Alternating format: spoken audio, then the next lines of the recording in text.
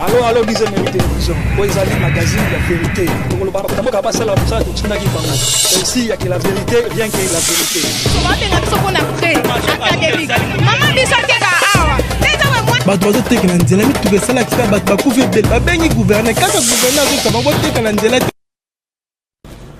Botrabino bandeko balandi vous allez ebele vous allez kolanda 10e de télévision la chaîne donc démocratie lelo comme d'habitude rendez-vous il y a chaque samedi escato sololaka makambo tali mboka na biso République démocratique du Congo o nalobaka ete toza na mboka kamoko toza na mboka mosusu te mboka na ngai mboka na yo nous sommes obligés ya kolinga yango nous sommes obligés ya komona yango kokende li boso alors boyebi malamu ete République démocratique du Congo ezali tellement na esengo makasi ya victoire ou qualification na Coupe du Monde après 5 ans 2 ans lelo histoire ezali kokomama na tina na RDC na etali makambo na ndembo ba Léopard basali esengo honneur ya mboka oyo lelo tokobeta mondial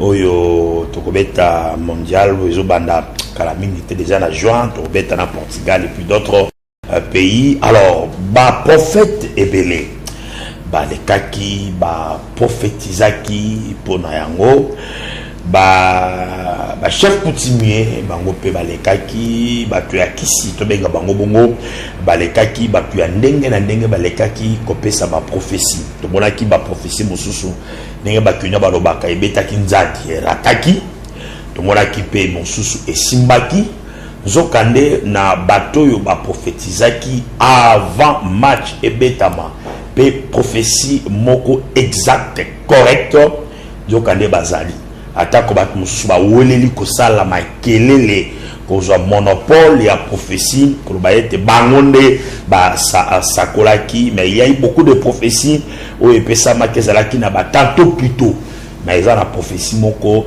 o ezalaki exact papa tu sais zoni sangana nous la prophétie moko o ezalaki exact to betaki match betamaki journée papa tout ça mardi OK mardi na ba 23h c'est ça non OK raconte na biso match betamaki mardi na ba 23h mais le même mardi à partir il y a 15h ezalaki culte dans une église vision de Dieu.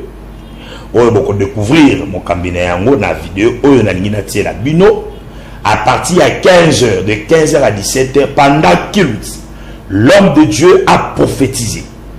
J'insiste, le mardi, le même jour, il y a match. Le mardi à partir à 15h, il y a un homme de Dieu. Moto zamba pesa mandat ya kolobela mboka komona makambo pona mboka a prophétisé. Prophétie moko exact correct. Alobi na moni zamalaki singa RDC zali ko gagner victoire aux alanga mi RDC pe match kosuka na 1-0 ezalaki na 15h et puis a bemi ba na zambe ba bondela pona ko sceller prophétie wana pe victoire wana et kokisama. Alors nako tikabino bolanda vidéo oyo salami le même mardi à rencontre un match à partir ya 15h bolanda yango bongo tozonga na plateau.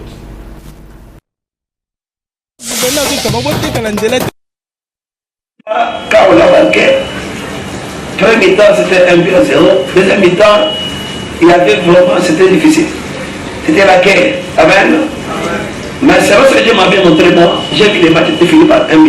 Alléluia. Et la victoire était pour le Léopard. C'est pourquoi, bien aimé, ce soir on va élever nos mains pour prier notre pays. Ça fait plus de 50 ans que ce pays bien aimé n'a pas joué la Coupe du Monde. On ne peut pas dire que ça c'est la fin du pays. Nous allons prier, demander à Dieu la victoire ce soir. Moi je garde seulement 1-0 que Dieu m'avait montré. Cela n'exclut pas qu'il peut mettre beaucoup de buts. Alléluia. Mais au finish, c'est la victoire que le Léopard va aujourd'hui faire quoi? Va bénéficier. Nous faisons la prière pour le Léopard. Toute la pandang et le Léopard, la pauvre Léopard. Nous avons eu un biso et nous savons en fait qu'elle a boutu à Léopard. Tu as besoin de camé qui bitumba, parce que tout le monde est non. Match au PP, c'est quand même pas un Donc ça amène mon battre. Match qui ça amène c'est mon amboka le long A. Ils ont la R. 22h, 23h. Les autres lignes tola la thé. Ça va? Mboko mesani. Mboko mesani ba to habiter que dans les belles raconter. Mboko mesani to habiter à quitter ba to boy basan. Mais les autres mesana quand même que to habiter à cause de la victoire. Tout ce que personne bala on. Ba muna nyonso bazo. Genre makambo ko ça makambo tribalisme mazambe ça va ngosoni. C'est là qui parle bien aimé que non le léopard ne peut pas bien être qualifié parce que vous allez ser un président. Tu es dit président, tu es ça bien à bien. Tu es dit que Mbok et Zaya Bisso, Nyonsa. Que Dieu bien aimé puisse aller dans nos prières ce soir et que notre équipe de léopard puisse gagner le match. Ce soit aussi l'honneur du président, l'honneur que ce soit aussi une récompense de Dieu pour tous les combats que le président a pu faire, quoi, a pu bien aimer dans le Seigneur, mener dans ces deux mandats ici. Est-ce qu'on est d'accord? Comme étant des bons patriotes bien aimés, prions pour notre pays et pour le léopard. Tout le monde est bien à Congolais. Seigneur Dieu, avec liberté, nous prions le Seigneur. Jésus-Christ, nous prions. Adonai, adorable Seigneur. Nous te prions ce soir, c'est nous et Adonai Seigneur, les Congolais, peuple congolais Seigneur, qui soutenons notre équipe léopard. Nous avons besoin Seigneur de la joie cette semaine. Seigneur, nous voulons la joie cette nuit, Père. Nous voulons la joie, Père. Seigneur, que le miracle s'opère dans le match de ce soir, de cette nuit, Papa Seigneur. Accorde-nous la joie dans ce pays, Seigneur. Ce pays qui a tant souffert, qui a tant pleuré, Seigneur, de déclare. Aujourd'hui, et sur les larmes, Seigneur. Papa, que ça sorte pour nous, Seigneur. Une victoire, une, Seigneur, qualification, c'est le gloire, Papa. Qui va être, Seigneur de gloire, Papa, événementiel, Papa, et qui restera, Seigneur de gloire, pour nous, Seigneur de gloire, Papa, Seigneur, une référence, Seigneur, tu m'avais parlé, tu m'avais montré, Seigneur, il y avait ces matchs, il y avait, Seigneur de gloire, et les sports accomplis cela ce soir, car tu m'as établi dans ces pays, Seigneur, pour, comme étant un prophète de la nation. Au nom de tout ce que Dieu fait comme Seigneur, travaille dans ces pays, Adonai, donne la victoire à ma prière dans notre pays. Nous avons ainsi prié, nous disons ensemble, merci Seigneur Jésus-Christ. On acclame pour la victoire, on acclame pour la victoire, on acclame avec les cris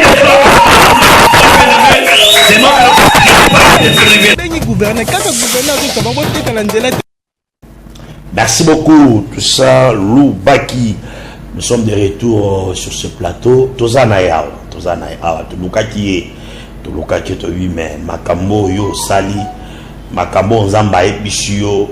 Et c'est melo yana na plateau na biso to solo la to beta masolo na tina na yango mosali na nzambe Israël Papi Tumba Mbote.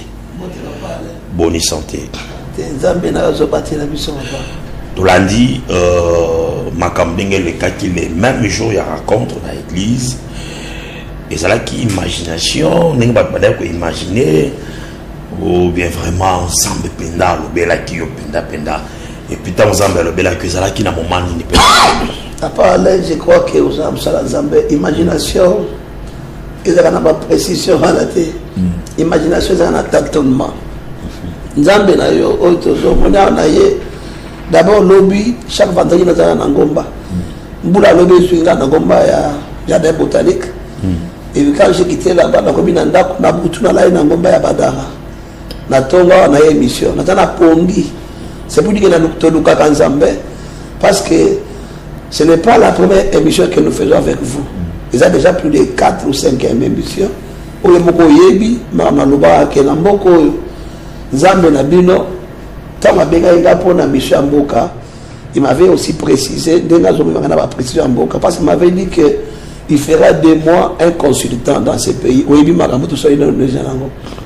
Maintenant, match avant le 31. Je n'avais pas pensé que l'Assemblée pour un match. Mais le Seigneur qui m'a établi dans mon pays, comme j'ai martelé, qu'il a fait de moi un prophète de la nation, c'est lui-même qui est venu me solliciter Dieu, qui m'a parlé du match un mois avant que le match se joue. Ah, ok. Le lobby d'église, qui a un mois. Un mois. Ok. Déjà, je me suis toujours rappelé ton négligeant. Mais comme c'était l'affaire de Dieu, et Dieu voulait se glorifier aussi dans ce match, alingaki peut-être gloire na ye zonga na appel apesi biso ndenge tokomi kolobela yango lelo na vaetando nde le même jour lisusu na basinga nalobelaki obeta sete eloba papa na biloko eza na risque ebele bana nga bafandi na télévision ntango mpenza match ekomi jamaika mati bamosusu bakela na pongi bamosusu bazaza bana mibale basoeur mibale mama Jolie mama Acha bafandaka lupango moko ntango victoire eye mais babitanga lisolo mama Acha Acha mama Jolie omoni papa na biloko makamotaka nango akelemi liboso abatu na micro mpe na internet ake koluba tala siko match bakelala mais nzambe ekosala balamuki na pongi bayoki ke toganye 1-0 et puis yo moko tango monaki déjà tokei premier mi-temps deuxième mi-temps tout le monde est na suka et atiti na ezalaki ndenge nini ezalaki toujours confiant que dans nzambe alobelaki yo ke ekokokisama to moi kobanga pe ekotaki yo par rapport non lobaki yango publiquement. En tout cas papa Alain c'est pour dire que ndenge tozozala toza batu eloko ya liboso yango wana soki nalobi ke naloba contrairement te bomoto eza na biso mpe Saint-Esprit eza na biso ntango tomoni ezokende mais tellement que ce n'est pas la première fois j'ai quand même confiance en ces dieux là parce que ezoyeba ke likambo ya coronavirus j'avais pris le risque je suis le seul artiste musicien na mboka oyo soki otali ata lelo banzembo corona ezalaka te sauf yanga moto ayemba ya mibale eza kofi olobi te nde ayembaki nsima na nga likambo ya corona j'ai chanté le premier na mboka oyo RTNC wana ekangamaki mpenza na makambo na ngai na nzembo ya corona nazwa bariske wana na ntango wana mpenza ntango docteur Muyemba azoloba nga mpe koto nazoloba et Dieu m'avait donné des moyens que naleka tous les jours na CCTV mpona koloba likambo ya corona tozomona et puis makambo ya guerre na biso ya est tosali baémission ebele tu as vu comment j'ai dit que maintenant cette fois-ci ces gens-là seront confondus pour le mélange je crois vidéo il y a mon eloko et puis c'est là ce courage pourquoi parce que c'est Dieu m'a toujours quand même défendu nazalaka prophète ndenge bato bakanisaka ya maloba te nga naza pasteur mais Dieu m'utilise soki alingi koutilize nga je ne peux pas koya wana nde nafandi bato balobi ke te prophète Israël nzambe alobi nini nono nga na fonctionne bongo te dans un ministère prophétique le ministère prophétique est là mais je ne le fais pas en désordre. Lorsque Dieu n'a pas parlé je ne parle pas. Lorsque Dieu ne m'a pas dit quelque chose je ne dis pas que Dieu m'a dit quelque chose.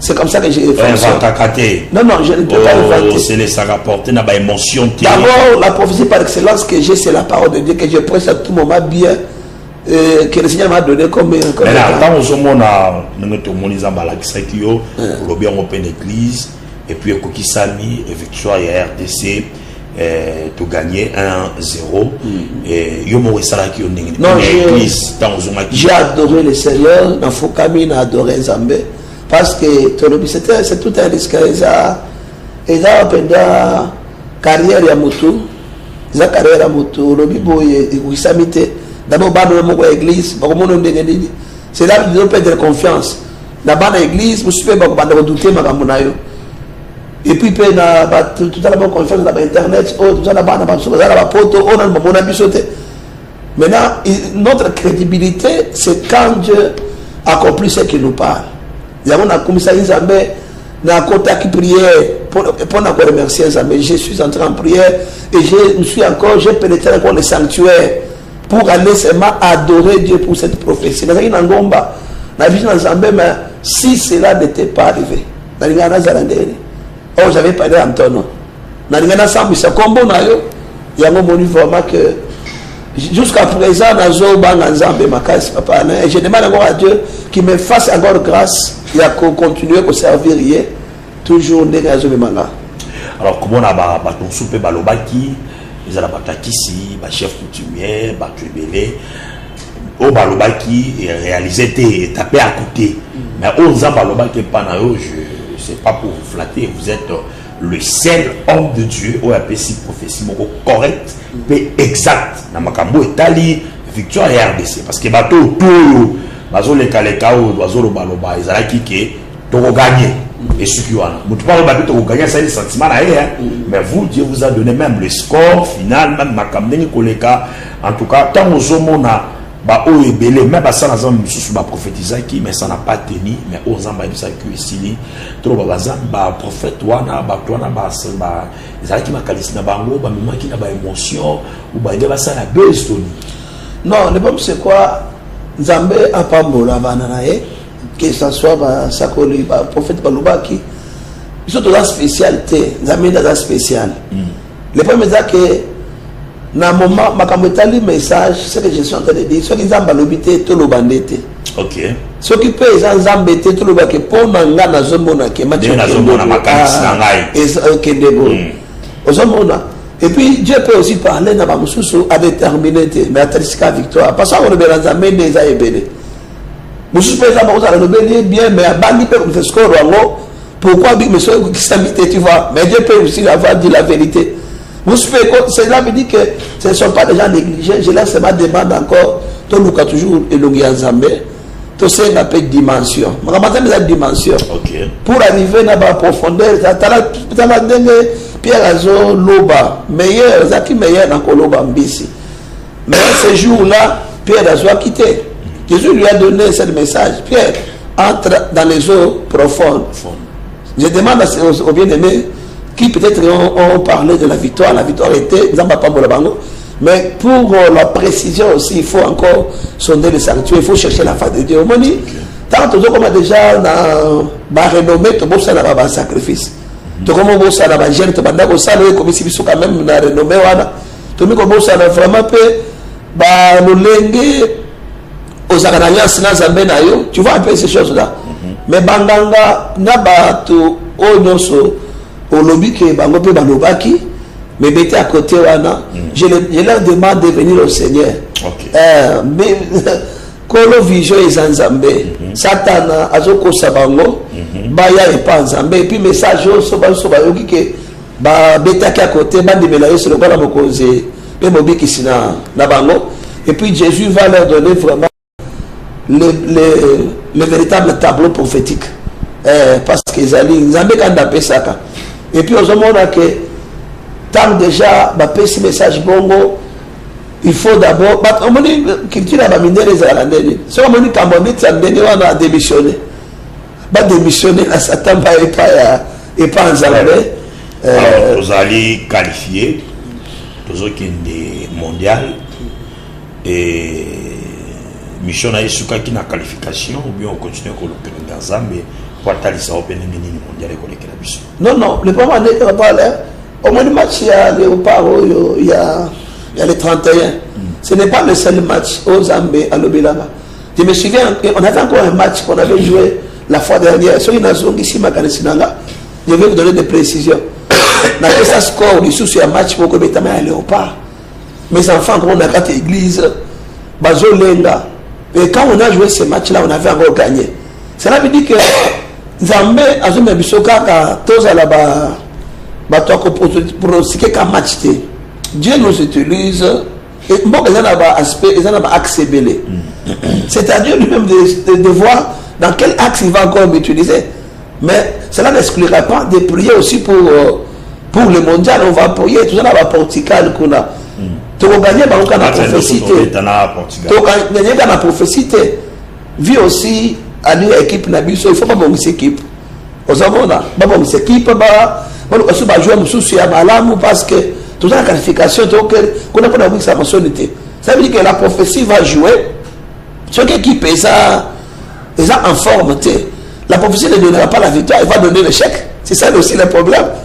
C'est pour dire que tel que nous sommes là, la mission du pays, c'est ce que Dieu m'a donné. C'est celle que Dieu m'a donnée.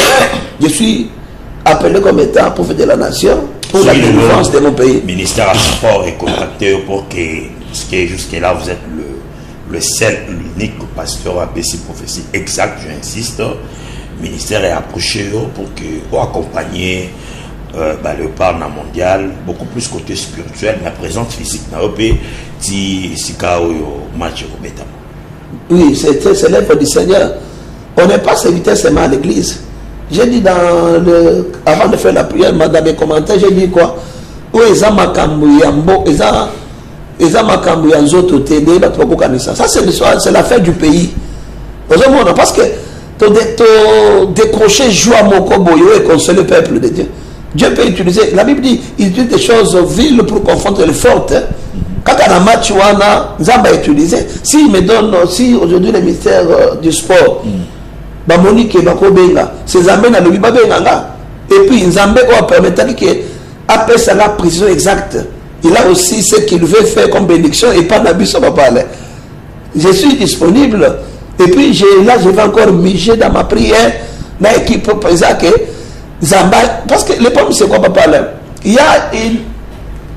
Dire que Dieu m'a parlé, mais ça ne se limite pas là. Mais le Dieu qui parle, il est aussi le Dieu qui nous écoute. Okay. Il écoute ses serviteurs auprès de qui il parle. Relation Zandé Bongo. Zambaza, Wana Poto, c'est ça la différence. Là, Batubaza. Prophète, mais dans la mission à l'autre côté. Moi, Dieu m'a donné la prophétie bien cadrée. Cela veut dire quoi? En dehors de la prophétie que je peux donner, il y a aussi la prière que mon Dieu va écouter pour mon pays. Vous comprenez? Oui, la mission, oui, la mission qu'il m'a donnée. En dehors de prophétiser, il y a aussi l'exaucement de ma prière. Ok. Dans l'Est, tu le dis que ça va confondre pas toi Est. On va toujours dans la régie parce que tu dis que les sabatoués étaient des morts dans le lobby. Zambazo Lobelo, à Lobela qui au Kakapona Sport. C'est depuis longtemps, très longtemps. Oui. Zambazo Lobela, Ozoloba Makambu, Pezoko Kisama, Makambu Accord, Lobela Kayambo Kokisami, Makamba Coronavirus et Kokisami, Makambu Belé, vraiment Zambazo Lobelo et Kokisama. On a tous en la régie, tous en déclaration, mon cours, salle prière, au Fukami, notre drapeau RDC, je crois que c'était en 2025. Hein? Non, on a déjà en 2020. Oui, 25, oui, 25 février. Ok, on s'est prié à mon Oyo, va retomber dans un mot, tout comme on a. Ça veut dire qu'on a pas tapé à Rwanda, ce qu'on t'a dit, parce que tu as qui cité Zanzambe. Na période aujourd'hui, on t'a dit ça. Ndé sika oyo na banda iko Lucas ko lobi Nzambe pour dire à Dieu que Seigneur, salanga ngolu yake parmi basali okoyoka na Congo, comme tu dis que tu m'as appelé. Seigneur, salanga pe grâce à la paix parmi, je n'ai pas été sur le ciel. Okay. Mais parmi ceux-là que Dieu peut écouter, pour qui Dieu peut écouter leurs prières, pour le pays, j'étais en train de... Papa, j'ai fait des jeûnes pour ça. J'ai fait des sacrifices, j'ai fait des offrandes pour ça. Il y a 15 ans, j'ai chanté plus de 10 chansons. Dans le mandat, il y a papa, il y a Félix Antoine Chilombo. On se comprend. C'est ça, j'ai fait des offrandes. Oh, il faut pas ça pour la salle, non. Tout la mer, toujours mis la régie. Suivant cet élément et on se retrouve juste après.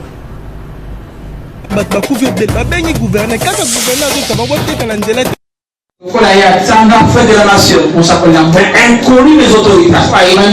Mais Dieu m'a donné cette voix. Des cantiques et de la prière. En fait, il y a des cantiques, je prophétise. J'avise le peuple. Et je puisse travailler sur le changement de la mentalité de mon peuple. Que le Seigneur, parmi les prières qu'il va écouter, parmi les hommes de Dieu qui va écouter, que la vision de Dieu aussi soit là.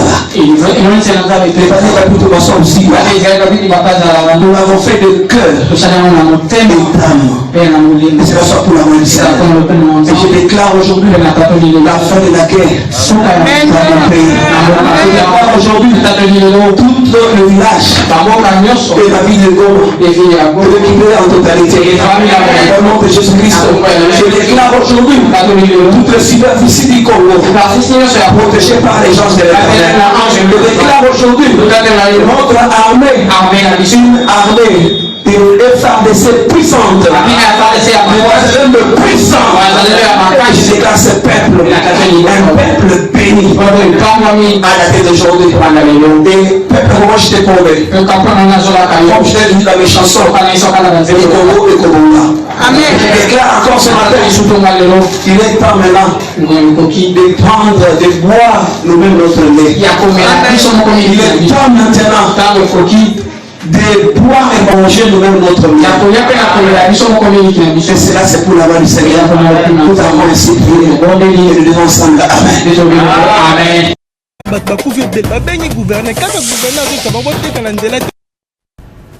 Bien, merci beaucoup. Alors, déclencher ça la 2025. Puis, bah, résultat dans yango et commis monana et même na Italie guerre est nous avons un commerce que ma confusion et zokota et commerce que wazalendo yazo tapé maboko azo longona FARDC commerce que ma territoire nous sous village monsieur allez récupérer et quand vous voyez tout ça ils ont peut se sous sous dose ça la confiance et pas exemple papa là là j'ai dit je déclare la FARDC puissante. Je déclare les Ouazalendo puissants. Aujourd'hui ils sont puissants. C'est pour dire que comme j'étais en train de dire que lorsque Dieu, la différence de celui qui a la mission est que il n'est pas seulement un parleur, mais il est aussi quelqu'un que Dieu va exaucer. Oh, ils appellent ma déclaration toujours. Awa, nous connaissons le président Zozoa avant aux anniversaires le 24 août 2025. 2025. Okay. Dans ce jour de mon anniversaire, Zamba Zabia, Dieu me donne le message du président de la République. Le président de la République a voyagé, il a voyagé à Mboka Mouko. Si on a Mboka Kendaki, président de Mboka Biska Kendaki Wana. Zokande a coopéré na bat au bazar a ba au bazar infiltré quoi et ça dit que le président va bloquer ça le 24 août devant l'église moi dans l'église on a commencé à prier avec l'église tu vas dire répondre à président il va dire mais c'est mon anniversaire c'est un message à président de la République on a prié c'était pour moi vraiment la seule chose qui avait bénéficié de notre anniversaire dans les années qu'on s'est mis répondre à Mozambique. Et quand on a prié, papa, une semaine après, une ou 2 semaines, ou bien une semaine et demie, tu as vu que Mokozambo a atterrir, moi atterrir dans l'aéroport, et puis ce message-là, je suis en train de parler maintenant, ce n'est pas un message à négliger. Parce qu'il y a des choses, quand Dieu le parle, ça peut aussi prendre du temps. Okay. Mais ce qui s'était déjà manifesté, réalisé là, c'était un signe de quoi? Du message que Dieu avait parlé pour notre président. Ça veut dire qu'il est là. Sécuritaire, parce que le message, papa, je parle de la sécurité présidentielle. Dans 2021, na lali na pongi na butu, na moniza brota di sangai, baye po baba mo Zamboka. Mutaiko bomaye, izela ki moko pe kaya président, mais oh déjà ça les kanaki. Moi j'étais en train de prier. Là, mon corps est président ici à Naba o basiba de kaki. Naba o déjà basiba de kaki. Nyo so bakufati. Mon randa tikali Joseph Kabila. Ah, tous les kakabo. Sikoyo, na moment na mon message, moi j'ai commencé à intercéder. Na ba ko intercéder na zone la papa na la moka na pongi na kolela. Na beni ma fille moi na moka na France. Azana ba relation na ba présidence pour na pandi ko le téléphone dans solo na. Et puis j'ai vu quand j'ai commencé à prier, bah tout sur sécurité. Oh, il y a garde, pour battre Mozambique, balali pongi. Mais qu'est-ce que Dieu a fait? Par les miracles qui n'étaient pas des arbres, pongi, mais par l'intention de la prière, dans le monde où il y a un président, Zamba c'est miracle, les hommes liés beaucoup. Vous comprenez? C'est pour dire que Makambo, tout ça, pas tout ça. Et papa, tu sais qu'on a papa, la biso Allah. Et ça est belé. Soukaya Joseph Kabila Rosala Mabe Makasi. Non, non, le problème est que Joseph Kabila, il a rendu un service à ce pays. C'est au travers de lui qu'il a fait la passation pour notre président de la République. Mais ce qui serait mieux de comprendre est que Congolais, tous ont ébélé Makasi. Même nos présidents, nos dirigeants, qui sont qui ont mandat, nombre d'années dans le ministère. Ce qui est la mission, c'est qu'on s'acharne parce que tu vas appeler. Mais on l'a dit, président, il y a Rwanda. D'abord, quand on a déclaration à tout moment, alors ça la déclaration rapport avec la RDC, le langage a changé. Il y a Souka qui Kolanda quand il a réagi concernant l'ancien président Joseph Kabila concernant il y a relation na M23 et puis Joseph Kabila a qui na Goma zovana azala Olanda qui paye mon déclaration à Joseph Kabila Kabange oyo bato bazo kambalelo bakoko kokoma kuna te mais azoko makuna azozala inquiété azozala l'aise makambo tout ça quand vous suivez la déclaration et à président Rwanda vous avez la déclaration à Yemoko Joseph Kabila aujourd'hui quand il parle de c'est quoi soudanisation, voilà, soudanisation, c'est ça, oui. Alors pour lui, il veut que RDC et Salanenge, Salamakina, Soudan, tout ça. Et quand vous voyez tout ça, et par rapport, il y a Nenge Zambazolo Bela, pour na Soukanaye. Vous avez comment vraiment pour que Soukanaye comme un pemben. Non, le pas mal que Papa Joseph Kabila Kabange, en tout cas, il a fait notre président. C'est qu'il peut plus faire dans le moment. Je parle comme étant un homme de Dieu. Makambotani Makamboko Konzi vraiment à côté yangote parce que Zambab c'est déjà tanaye et les kaki déjà. Vous comprenez? Il faut que Zambé pour pouvoir bénir ceux qui sont là, bénir, souhaiter la bonne chance pour la continuité du pays et la bonne vie du pays. C'est ça. Zamba à la ça qui bon côté. On a vu photo éviter la forcing. Forcing des accabientes. Et puis il y a des gens ils ne savent pas dire la vérité. Vous comprenez? Quand on ne dit pas la vérité, aux gens on fait du mal. Vous comprenez? On fait du mal. Maintenant, tout ça qu'on a mis bien la piste dans le problème est que souvenez-vous de l'émission de la fois passée. Je suis venu ici sur ce plateau. On a fait avec vous l'émission pour dire au peuple congolais que le Kambouya, Félix n'a pas le mandat, il a la mission. C'est nous qui avons le mandat.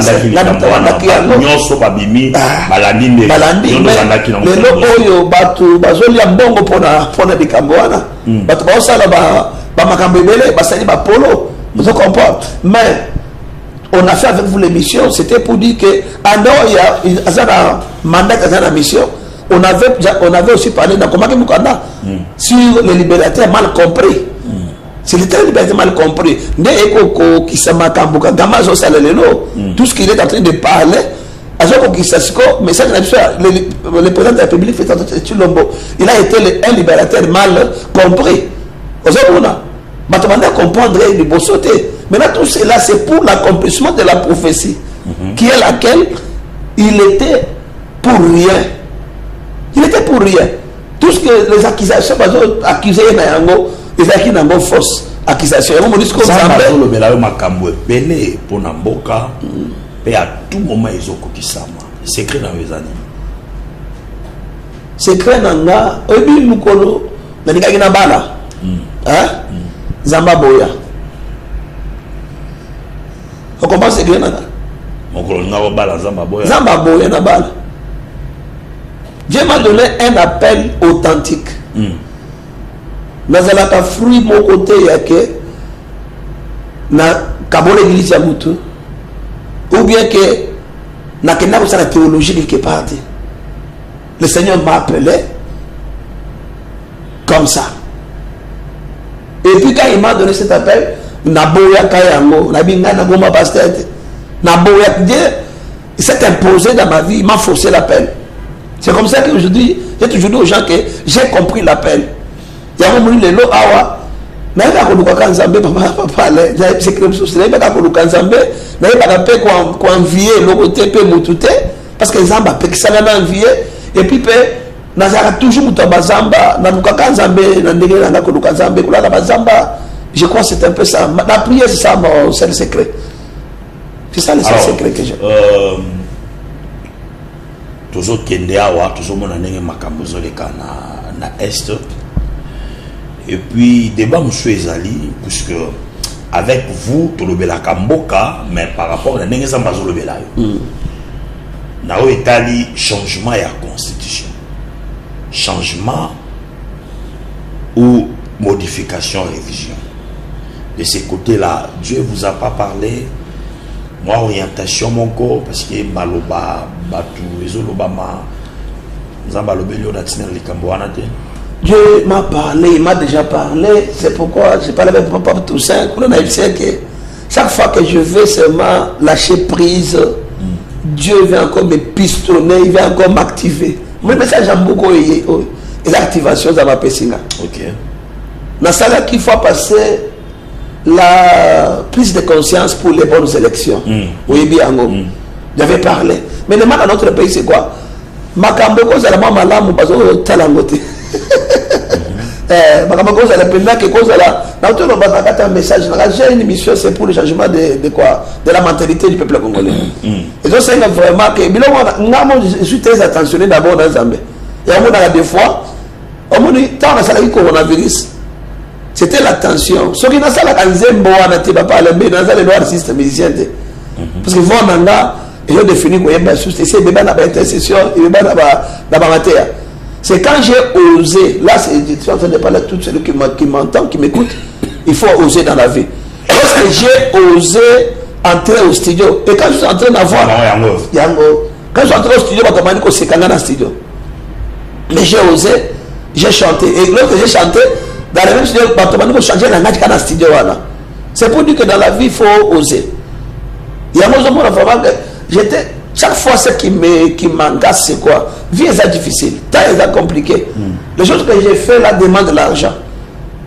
À part la prise de conscience pour les bonnes élections, élection de Kaki, Nakati n'a pas image dans salle, na chaque papa n'a pas maman n'a pas chaque amokozambo quand maman n'a pas maman de Nakeo.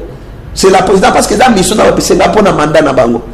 Vous comprenez? Mais on se retrouve maintenant à un moment où parce que maintenant dans un j'ai maintenant la prise de conscience pour le changement de la constitution. OK. C'est ça que j'ai maintenant. Pour tu comprends, Dieu me parle. Naï, ça va moyen des oui, parce que ça limité dans moyen. Ça limité parce qu'il faut dans notre studio le sous parce que j'ai mission la fois passée. Comme je n'avais pas eu des ouvertures, des connexions, des relations. On n'est pas tout le monde ça on voit aussi que disait Mary Oyo, et c'est la cata quand même branché la présidence qui était tout le cas quelque chose. Mais ça persiste aussi tout le monde. Vous comprenez? On va comprendre c'est là que Maloba est Fuka, Moutafromete Maloba ne Fukami. Pendant que Soumaka Mboka Nabiso. Maintenant, quand ça ne s'ouvre pas toujours, on va faire quoi? C'est comme ça, Dieu m'avait parlé. Normalement, je ne pouvais pas être quelqu'un qui devait passer par la musique pour qu'on prophétiser.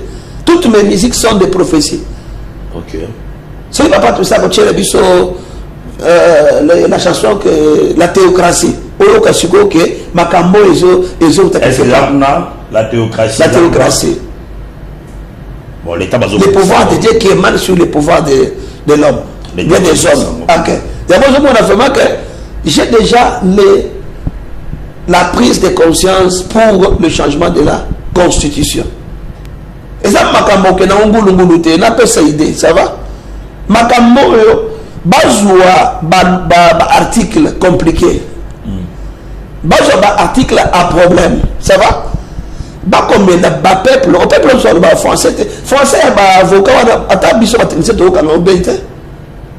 ce n'est pas demain, français va mettre avocat, il va juste. Dans une précision, quand vous dites la prise de conscience pour le changement de la constitution, les alliés ozo yemba lokola motei je vais ou bien c'est là ou bien c'est une prophétie et là comment message mokozamba la kisio qu'il y aura bel et bien changement de la constitution. Moi précision pas ça. Il y aura bel et bien changement de la constitution, ça va? OK. C'est ce que tu veux, non? C'est ça ce que je suis en train de marteler. OK. Maintenant ma procédure, ma façon de le faire. Ça va? Qui avait commencé dans son préambule par le manque de moyens. Je suis maintenant habitué à procéder par le studio. Et là, et puis dans mes chansons, je n'ai pas la voix que je chante un peu. Parce que moi, je suis quand même le leader. Mais du moins, je parle bien et beaucoup. Ça veut dire que quand je vais faire cela, ça va m'aider maintenant pour que j'annonce maintenant les paroles. le message dans ce que je vais faire comme chanson. Mais cela n'exclut pas que même dire si on m'appelle. Ça me pas idée. Si on m'appelait, je dis que Dieu m'a appelé comme étant consultant. C'est ça le langage de Dieu qui m'a quand il m'a appelé. Si on m'appelait le journée, non, ça m'a dit pour la constitution, on va changer. Je vais donner ça. Nous chantons, c'est parce qu'on n'a pas de droit. Oui, ils vont nous consulter. On va donner des idées, on va donner. Ministre à support, il va consulter. En tout cas, Papa Alain, Lumumba Tcheboya, Zamba Pamba Lumumba, il a été récompensé, non? Oui. Parce qu'il a mis ses mains à la main pendant 90 minutes. Il a félicité que Dieu le bénisse aussi. Maintenant, Baporossi qui a boyé. C'est Didier Boudimou, le ministre. Oui, Didier Boudimou. Les génies blancs. Les génies blancs. C'est ça le moment. Parce que le président de la République, il est sportif. Il aime bien le sport. Je voulais aussi demander une chose, il y a que même 3 ou 5 personnes qui ont fait des pronostics corrects, qui sont aussi quand même récompensées. Parce qu'ils ont participé à la victoire du pays, à la victoire de l'équipe nationale. Même 5 personnes, 3. Attendre dans la quantité, mais quand même, reconnaissance soit là. Vous savez, il y a des choses aussi, quand vous ne reconnaissez pas les grâces, Dieu aussi se fâche quelque part. Ça, c'est le domaine spirituel. Zambo, ce n'est pas un Zamba Zazobati. Dieu ne fait pas seulement pour que tu ne galérer. Dieu ne le permet pas seulement pour que tu ne. Vous êtes disponible, vous êtes prêt pour accompagner l'équipe nationale mondiale, na 11 ans à la Kisami, et pour consulter sur Zambé pour que Makamo tienne bien. Je crois que le message est passé au comme la ministre pour que avec un peu kota la ka na abino. Alors on a toujours en régie, toujours Zembo titre na vous allez nini. La théocratie. La théocratie.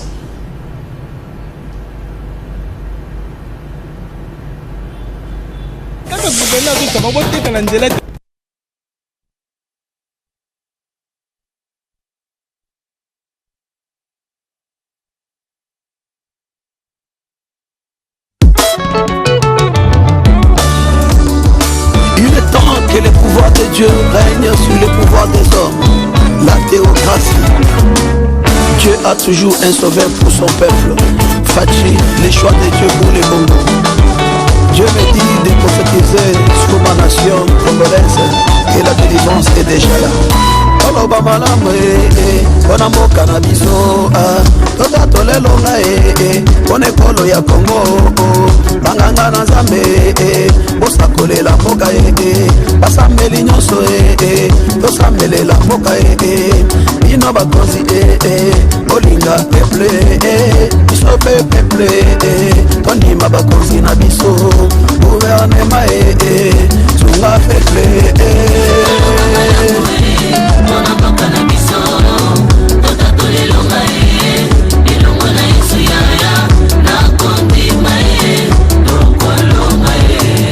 basali na Nzambe toteya liloba na Nzambe tibilisa kunene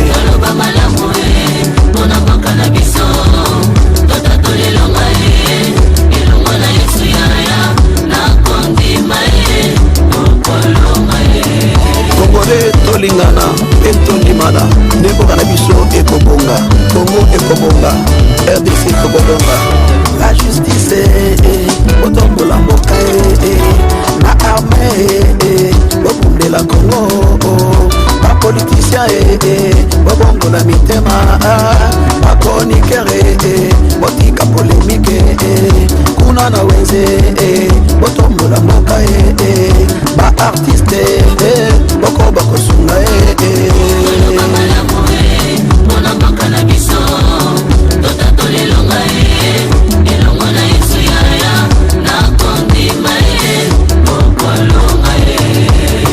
gouvernement Sama Lukonde topesipino bonne chance mboka ekozela bino bachomere tokolemba misala bafonctionnaire kofutama malamu population bokekokoma elengi baétudiant bino nde Kongo ya lobi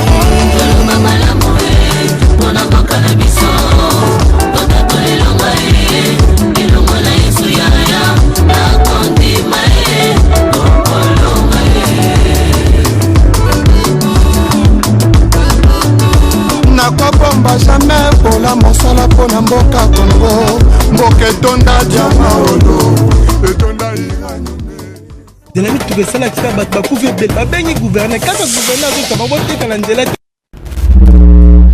La théocratie l'idée ya nzimbo wana elaki yo ndenge kasi message atukopesa te mokolo namonaki message ona alobi ke balinga babeta président de la République participe Thomas Asasi oyo ezongelaki bagarde balali sécurité elali bamonaki te ke moto akotaki na arme message eza omonaki ancien président Joseph Kabila alinga beta le président Félix nga natangi kombo te nalobi eza na moko ancien je n'ai pas cité le nom yo nde otangi kombo sikoyo na moment oyo sikoyo esalamaki bongo maloba nzambe bisa prophétie mibale que Dieu m'a donné dans mon sommeil eloko ya liboso alobi nanga peuple congolais nayebisa bango balobaka malamu mpo na mboka.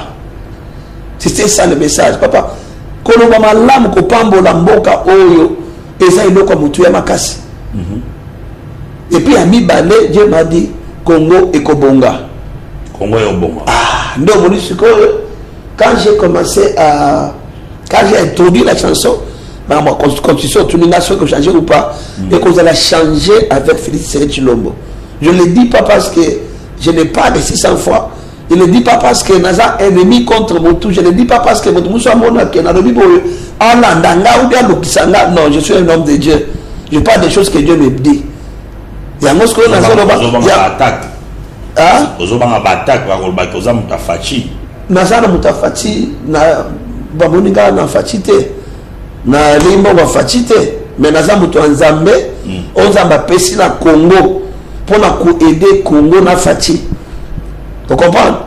Est-ce que vous monde que j'ai maintenant dit Dieu a toujours un sauveur pour son peuple.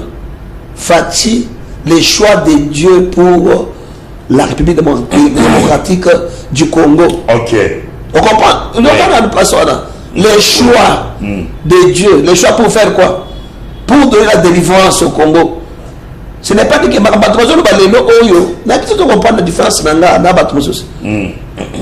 je dis, je ne saute pas sur le fait. Il y a quelqu'un qui a moyen de sauter dans les chaînes. Non, tout ce que j'ai fait, déjà bien avant. Il a déjà dit, dites, et puis on vient maintenant avec des preuves à l'appui. Oui. Il y a on a réussi que constitution a changé la Fati. Pourquoi? Parce que Dieu a déjà donné Fati au Congo, aux Congolais aussi, pour comme étant un sauveur, un libérateur. Vous comprenez? Et c'est ça la mission qu'il a. Tu le vois une fois passé, mission qu'on décate, il y a qu'on décate sur une mission pour qu'il s'habite. Mais il y a une fois passé, il faut attirer attention à de personnes que Dieu. Parce que quand Dieu lève, il établit quelqu'un, il donne aussi des gens avec qui il doit servir ou bien travailler. Okay. C'est ça le problème. Nous allons lire quelques messages puisque nous sommes en direct. Bonjour, 10e rue télévision. En tout cas, j'ai suivi la vidéo et je confirme que votre invité, Dieu lui parle pour notre nation. Fabrice Seleman. Fabrice. Bonjour Papa Alain, nous devons encourager ces genres de prophètes, avec le prophète, le prophète pour tout ce qu'il fait pour la nation au moment où il n'a même pas reçu un franc de la présidence. Maître Hervé Pondo. Maître, que Dieu vous bénisse. Bonjour Papa Alain, tourner la biso invité ceux qui azali comme on a RDC Dengenini pour na mondial. À répondre à moi déjà. Alors bien déjà voilà. Bonjour Papa Alain, batu ya boye singeli mboka et honoré pe batela bango. Tokosenga na ministre ya sport. Aïba vraiment na koso en considération kaka ndenge yo mokolobi azali le seul pasteur oya pesi prophétie moko correct et exact. Rigen Panda. Pas de Ken Zama Pambola Bino. Bonjour Dizemri Télévision, Zambia Pambola, Moussali ya Zambe, Oyo Tango Nyoso, Azokene Koluka Elungi ya Zambe, Pona Yemokote, Libota na ete, Kasipona Mbooka, soyez béni papa. Message signé Maman Karine depuis Massina. Maman Karine, que Dieu vous bénisse, maman. Je prends encore un autre message. Bonjour, deuxième rue télévision. Tout le monde qui va aventurier belé, babimaki pour nous prophétiser pour na match, mais on se babeti nzadi. En tout cas, lundi, message à prophète Zambé à Pambolaye a mérité ba fleur nanga monabiso ba congolais Jonathan Ikembo. Jonathan, que Dieu vous bénisse. Je prends notre message. Bonjour Dizemri Télévision, tourner la biso. Tourner la biso invité ceux qui ont mon match à RDC na Portugal ndenge nini. On a déjà la question Anna. Bonjour Dizemri Télévision, j'appuie votre idée batubele oyo bamemaka pona kokende ko accompagner équipe mingi bakenda kosa elokote batu ya malonga ya komema lokola prophète bango oyo ministère ya sport atala likambo oyo pe pasteur a accompagné équipe na mondial. Pas signé seulement. Que Dieu le bénisse. Bonjour papa Alain, Bopé Sabiso, adresse ya église ya pasteur azali ko mérité confiance na biso batunyoso oyo balobaki ba prophétie na bango beti nzadi mais aye ezali vraiment ya solo. Il va donner l'adresse de l'église après à la fin de l'émission. Que Dieu bénisse notre frère ou sœur de l'église. Bonjour papa Alain, prophète azali plus que Michel Bakenda bazokumisa lelo mais il qui quand même prophétie na yé ezali exact. OK. Bon, tout ça la comparaison te hein, Dieu bénisse papa Michel Bakenda. Michel Bakenda père Lobaka. Que Dieu bénisse pour la victoire. Ça Lobaka qui est RDC au Kende mondial. C'est aussi un homme de Dieu. Oui, oui. Éviter ceux qui ont médaille le Belakié, ceux qui ont conviction personnelle de éviter, mais mon aïka comment que truc mondial peut que c'est qui est mondial. Mais après ça qui prophétie exact le collège a noté par rapport à score. Donc voilà. Alors, parce que ça ceci non limite na biso comme côté na souka, ba message arrive vraiment tellement ébélé. Alors pasteur Israël Papi Tumba na konga ni no ko ebisa na bara Nzambe oyo balandi biso pona mboka bamusu bazodute nanu natina na ozamba zoloba pona mboka na biso bamusu espoir eza lisusu te ke mboka oyo ekobonga message nyoko ebisa bango mpe na bakonzi ya mboka ba autorité soki message moko ezali na suko opesa adresse ya église. Merci beaucoup papa Alain. En tout cas maman kolobeze belé je ne sais même pas na lobani na tangana na tikanane. Je bénis d'abord le Seigneur, notre Dieu, qui se transforme vraiment, qui s'est fait chair en Jésus-Christ pour venir sauver l'humanité. Et dans cette humanité, notre très cher pays, le Congo, nous sommes là, nous les Congolais, nous sommes sauvés en Jésus et par Jésus-Christ. Et aujourd'hui, nous bénissons le Seigneur parce qu'il va donner un président qui est chrétien, un président qui connaît bien, qui honore aussi Dieu, qui sait aussi comprendre les choses du domaine, dans le domaine spirituel. Je voulais demander au président de la République, en tout cas, d'abord l'encourager, parce que ce qu'il fait, tout ce qu'il est en train de vivre aujourd'hui, si Dieu lui a donné cette qualification, c'est pour lui confirmer devant ce peuple, parce qu'il y a aussi beaucoup de doutes par rapport à la façon de travailler par rapport à son entourage, qui aujourd'hui, parce que les gens, le peuple pleure, le ventre affamé n'a point d'oreille, il doit aussi vraiment regarder la situation du peuple pour que ce peuple trouve un pain vraiment, ce sera une bonne chose. Maintenant, par rapport au léopard, je suis en train de leur dire vraiment félicitations, je viens les féliciter, et puis je suis en train de comprendre, quand j'ai regardé le match, il y a eu des moments vraiment de tension avec nos joueurs, mais j'ai rigolé pourquoi on parler. J'ai compris que quand on est dans la prophétie, parce que c'est il y a 2 buts, 3 buts, gloire à Zambé, qui s'abattait. C'est moi qui leur donne confiance, même les Portugais aussi, on est des garçons, on est des hommes, on va se battre. Dieu va faire grâce. Et je vais aussi demander maintenant le ministère du Sport et l'équipe du sport, ceux qui pendant Bakuki Kozalaka, Bazalakana, Machaka, intercession, c'est ce qu'il faut ajouter. Okay. Donc, ajouter l'intercession. En dehors, il y a un animateur, en dehors, il y a, je ne sais pas, Banganga, je ne sais pas. Pour te dire, mais c'est ce qu'on confiance dans Zam. J'avais fait une chose que je parle au Congolais et je parle à mon président de la République et à tout le peuple congolais. Dieu m'a donné un message qui est important, qui dit ceci, Papa Alain, mettre Dieu dans les événements. C'est ça les produits de ce qui s'est en train de se passer. Ok.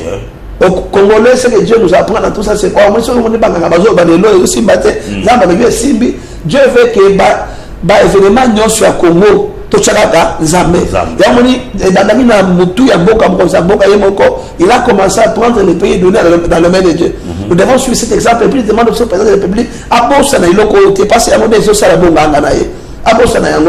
en tout cas pour la constitution de l'honneur du Seigneur, en tout cas pour permettre que l'article va changer. Ce qui est le papa ça va? Et que ndoki ballon moko esabaki na kati ya ndoki na ndako na yo siko ndoki wana esabiki obengani na kati ya ndako longoli et puis ballon wana okozongisa ngo bien ko changer yango. Je voulais dire quoi? Ce qui na kati ya mboka na biso Congo ezalaki penza na tous Congolais toza sûr que tozaki infiltré na kati ya makambo mboka parce que batangi lelo ti na ba armée tozaki na ba généraux o bazaki ba chef d'état-major ya Congo te. Et que la loi est-ce que la loi il y a des paya. C'est pour dire que la constitution il faut pas changer. Ce qui est là, tu as un mboka, ba de voir makambo, et ça pour na bolam ya mboka na biso. Félix Tshisekedi Tshilombo a comme un pouvoir attendre menini mais Zabako a changer kaka. Biso ko peut peut changer payer kaka.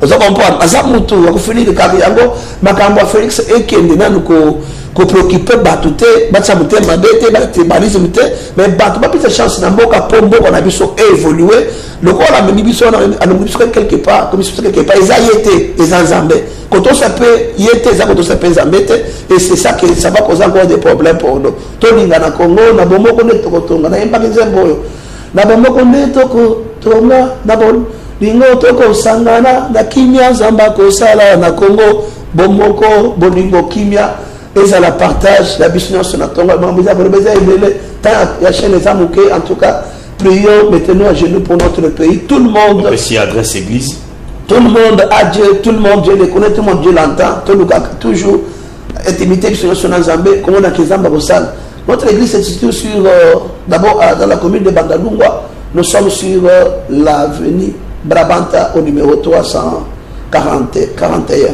Nous sommes du côté du terrain Saint-Cassien comme référence. Kimbondo, terrain Saint-Cassien, avenue Brabanta au numéro 341. Notre numéro de téléphone, je peux donner aussi. Nous avons les 0, nous avons 99 une fois, 99 deux fois, 99 trois fois. Ça fait 69, 659.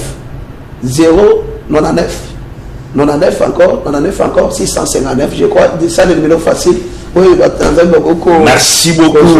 Lui, c'est révérend Israël Papi Toumba, pasteur, visionnaire de l'église Vision de Dieu.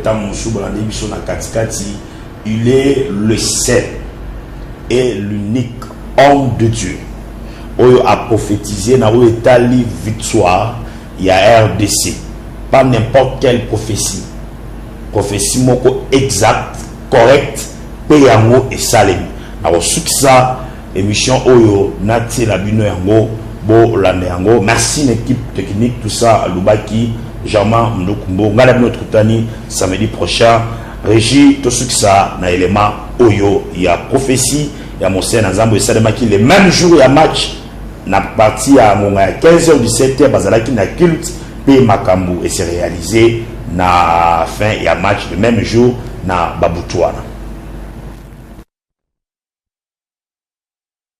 Et la victoire était pour les léopards.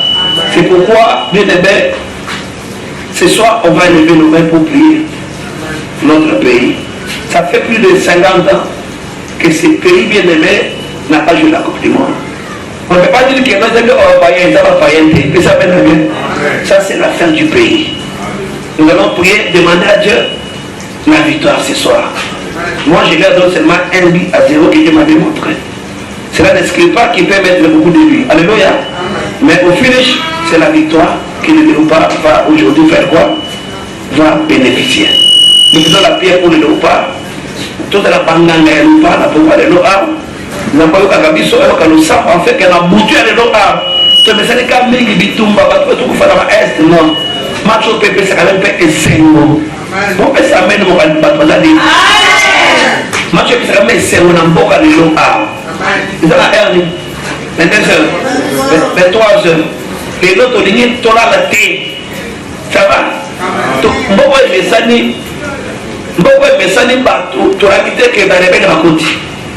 Beaucoup de messages, tu as quitté Batu Boy Bassan. Mais l'autre message, que tu as quitté à cause de la victoire. Tout ce que tu as fait dans la honte. Bamuna nyonso bazo. C'est là qui parle, bien aimé, que non, le léopard ne peut pas bien être qualifié parce que vous allez laisser mon président. Tu es élu président, tu es ça mène à bien. Tu es élu. L'Est du Congo et toutes tes provinces et villes, nous ne vous avons pas oublié. Comment et Bukavu, nos cœurs saignent. Non, en effet, je voulais voler un jour pour l'éternel. Oh Yahweh, Besabe, Yemba Mosiko. Oh Yahweh, Besabe, Andokende to wapi, opanzi matanga yangoyo. Banakoma bazolela Nzambe.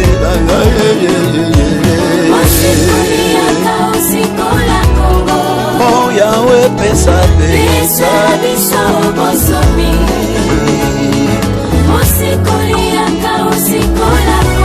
oh Yahweh Besabe, assurance Mana Congo Nzambe eza epai na yo. Akimia na yo, tosengi kimia.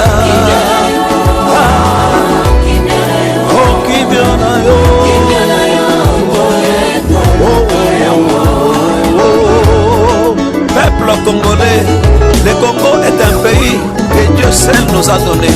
Nous n'avons pas fait des prières pour avoir ce pays, ni des offrandes et sacrifices pour le posséder non plus. Dieu donne à chaque pays ses ressources naturelles, sa super. Allô, lisez mes télévision. Boisali magazine la vérité. Pour le baba konza mboka basa la busa tunda ki bango. Ici il y a que la vérité, rien que la vérité. Maman biso teka awa. Bato bazoteka na nzela mitu besala kisa bato bakufi ebele babengi gouverne kaka gouverne azosaba boteka na nzela